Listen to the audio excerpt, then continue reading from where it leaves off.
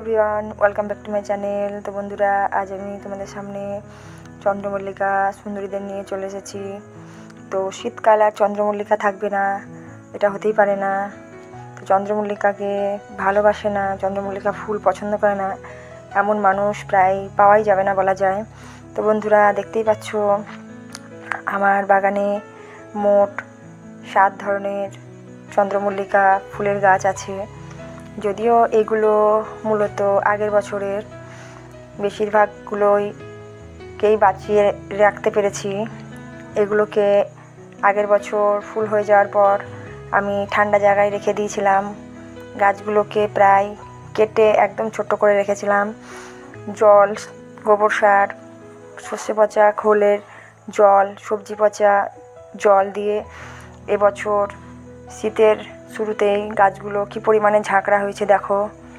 তো এখন বেশিরভাগ গাছেই কড়ি এসেছে। মোট 7টা কালার আছে: সাদা, পেঁয়াজি, গোলাপি, হলুদ, একটা বড় ধরনের সাদা ফুল আছে, তারপরে বেগুনি কালার আছে। তো আমি তোমাদের সামনে সেই ফুল যুক্ত গাছ নিয়ে আসবো। তো দেখো বন্ধুরা, কি পরিমাণে ফুল হয়েছে গাছগুলোতে। সবে মাত্র ফুলগুলো ফোটা শুরু করেছে। জানুয়ারির প্রথম দিকে আশা করি সব ফুলগুলো ফুটে যাবে।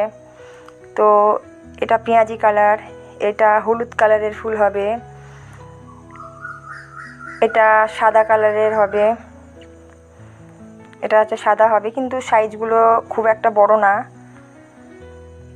এটাও সাদা কালার হবে। তো বন্ধুরা দেখো, আমার গাছগুলো, আমার বাগান তোমাদের কেমন লাগে কমেন্ট করে জানাবে। আমি সেইভাবে এগুলোতে রাসায়নিক সার প্রয়োগ করি না, কোনো রকমভাবে আমি রাসায়নিক সার দিই না, কারণ আমার ঘরোয়া সার দিয়েই গাছ খুব ভালো হয়। দেখো